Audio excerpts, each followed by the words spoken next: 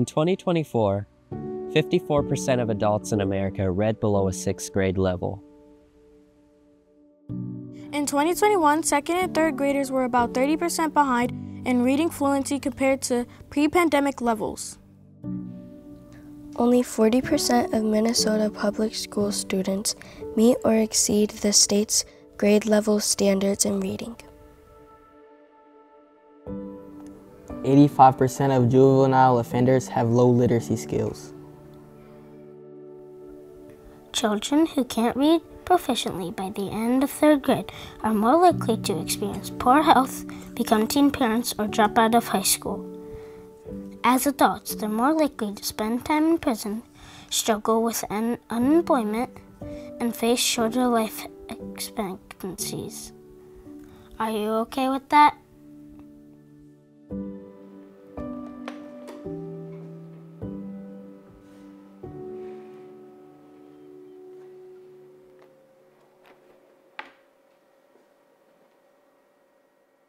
The very institution and the system and the structure that's created to educate has not educated. This is generations, centuries of students either being included in the education experience or excluded in the educational experience. It's one thing to allow all students through the doors of a school, but it's another thing to open the door to learning.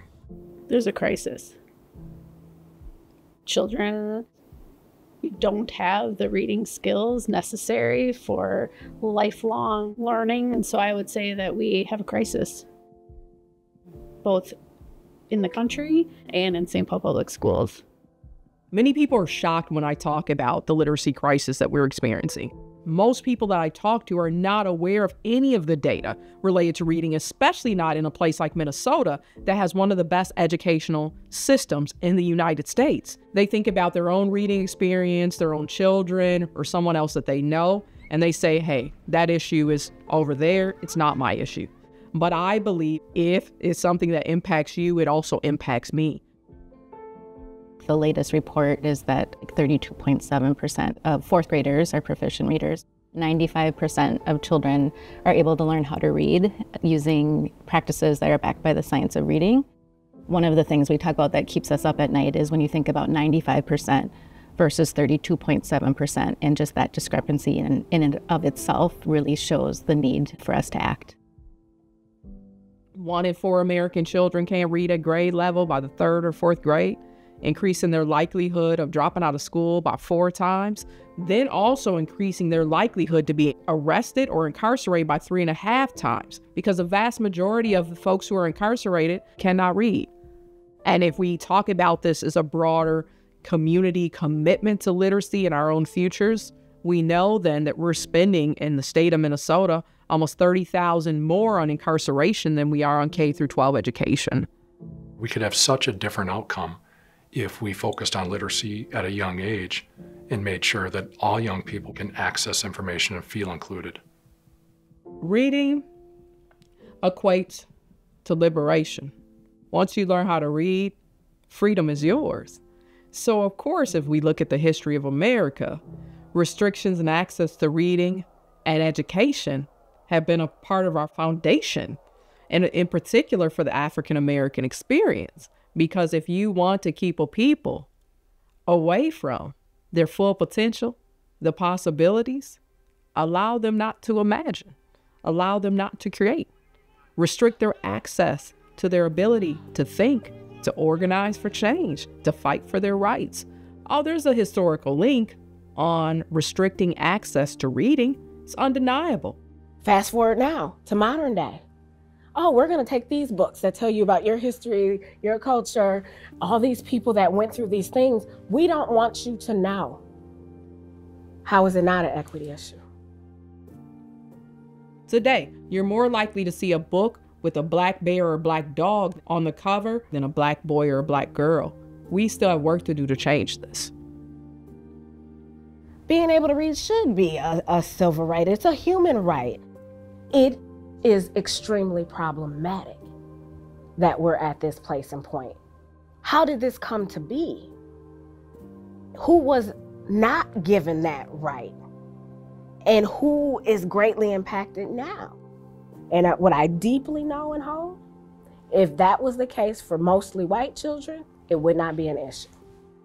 And so it is a grave inequity because it is possible. And we need to think about why we believe it's impossible and why do we believe it's impossible for some.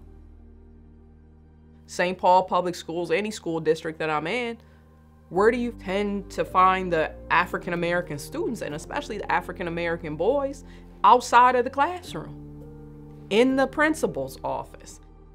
If primarily the Black and brown children are sent out of class when they're learning their letters, their alphabets, their sounds, their blends, that's why you got a reading problem. And when we other students based on skills and supports that they're not provided because of us, we're part of the problem. We really are. We really all have responsibility. We are all to blame. The challenges are many when balancing how to create the conditions for successful student learning consistently. Most people say that it's related to the individual, and do they have the capacity, do they have the interest, the family, the zip code. At the core of the reading crisis and the challenge that we're facing is much bigger than that. It's very difficult to provide differentiated instruction for a class of 29 students, especially as they get older. When you're teaching first and second grade, the difference in achievement is not that wide, but as they hit fourth and fifth grade, you may have kindergarten readers and eighth grade readers. And you're trying to meet all of those needs, but you just don't seem to have enough time. When you think about a child, a young person who's in a classroom, and they know they're not going to be successful, you can think of all the other things that they might, demonstrate their lack of engagement. Well, students who have trouble with literacy, a lot of them, you will see behavior issues because they aren't going to let anyone find out they can't read. So they try to distract you and their peers. A lot of kids will guess. Some kids are really good at hearing their peers, and a millisecond after their peers say something, they say it. You almost can't tell that they're repeating. They're afraid to be found out. It could be attendance. Why would I come to school if I don't understand? How do I feel about myself if I go into this class every day and I don't understand a thing and there's no support for me? There's no way for a teacher, support staff, principal, guidance counselor to see I'm different. I don't learn this way. I need help. St. Paul Public Schools has been here for about 160 years. And yet, very little has changed over that time. If we continue to do school in the same way, same schedule, same rigidity, same length of time, same length of school year, why would we ever expect to get different results? The educational system is set up for literacy to be part of it, but it's not set up to be the foundation for everything that we do. So in many ways, in order for us to address literacy in our school district, we have to completely change the structure, with literacy being the gateway to all learning. Well, using curriculum that is based in the science of reading is the first step. We are not wired neurologically to read, so it has to be explicitly taught. We are wired for oral communication. All societies have communicated orally, but reading and writing is fairly new. It's estimated reading and writing started maybe 4,000 to 5,000 years ago, and that was just for a select few. The masses weren't exposed to reading or writing until the printing press was invented, and that was only 600 years ago. So our brains are full of cells called neurons, and they send out chemical and electrical signals and then make connections. In reading, it doesn't just automatically happen. You have to explicitly teach it and practice it. In English, we have a very complicated system. For example, the letter Y, in the word yellow, it's pronounced ye, but at the end of a one-syllable word like cry, it has the long I sound, and at the end of a multisyllabic word like baby or eternity, it has the long E sound. If you don't explicitly teach that, the majority of students aren't going to just get it by looking at books or listening to books. What the science of reading is not, it is not materials. It's not a philosophy or an ideology. It is using what we know about how kids learn to read and applying those practices inside the classroom and not taking anything to chance. The science of reading is that body of research. And then when we talk about what does that look like in practice, that's really structured literacy. The most widely accepted practice, if you will, was balanced literacy. Some of the things that stand out that are different, that balanced literacy was really more focused on asking children to guess in some cases, or talking more about memorization, or really leaning more into like pictures and illustrations to figure out words, versus what we know now to be more evidence-based is really focusing on the print. And part of the thing that we unpacked ourselves, as well as with other educators, it was very emotional, like to realize and look back and say, I may have been teaching reading in a way that was not effective, realizing that I may have done a disservice to students along the way. So we did talk a lot about that and address that in terms of we have to give each other grace. We have to just take what we know now and move forward. Like there's the quote, when you know better, you do better. And so then we made a shift just a few years ago, and our district purchased a science of reading-based phonics program, and we're already seeing the results.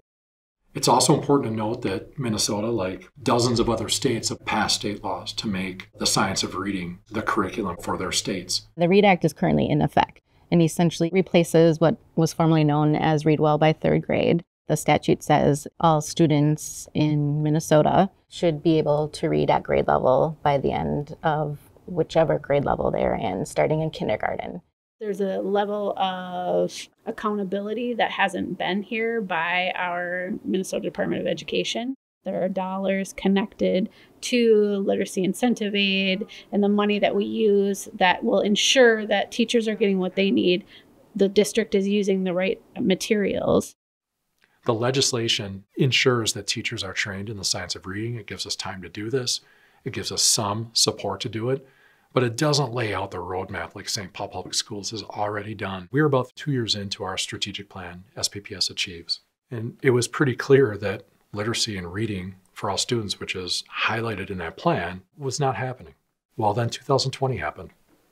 In St. Paul Public Schools, we had a 5-day teacher strike that went right into the pandemic. So our students were out of school from on or around March 5th, 2020 to, for some, more than a year. We also received incredible federal aid at the time, $206.9 million. And part of that was to be addressing learning loss. What the American Rescue Plan didn't do is factor in the 50 years prior to the pandemic.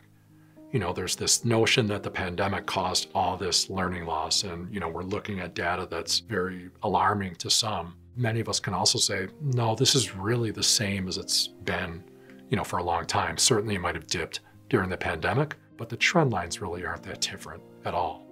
So for us, we invested quite simply in a strategy called WIN, What I Need Now. And what I need now was our call to action around literacy. So we hired 84 teachers. They're working with students each and every day in small groups. Some right in the classroom, you wouldn't even know that it's any different from their classroom instruction. The benefits of this have been just incredible.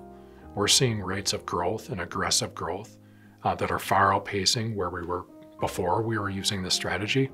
We had a whole community of people that were really ready and wanting to make those changes in instruction, recognizing that our data has been flat. What we were doing and how we were doing it wasn't yielding the results that we actually really wanted, even though we were putting our heart and soul and everything we had into what we were doing. I think that's why we have been so successful with it, is because it has not been the district top down. You're going to do this because we're telling you to do this. We're doing this together because we know it's right for kids. Truthfully, I don't know if we'd be here where we are today without the pandemic, and how hard is that to actually say that? But it's the truth, because $206.9 million, knowing that a lot of that has been spent to support this strategy, I don't know that we would have been able to do it without that support. Well, and I would say we're in the process of making shifts. So it's a continuum. One of my greatest hopes is that we come to a place in St. Paul Public Schools where we no longer have high school students that are not proficient at reading. There's a term in Swahili, Harambe. Some interpret it as it means let's all pull together, but others describe it as a greeting, that Harambe can also mean how are the children. When they asked Harambe as a question, how are the children? The response that they were expecting of vitality of a community, strength and power, would be that you'd say the children are well. So a part of what I hope we can think about is where are our priorities?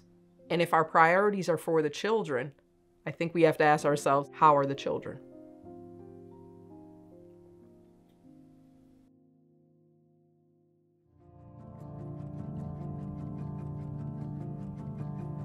When LaVonna first started receiving WIN instruction, she was not at the greatest level. In my mind, being the minority father, I'm just like, wait, I don't want my child being labeled. Quentin kind of lives in two different worlds.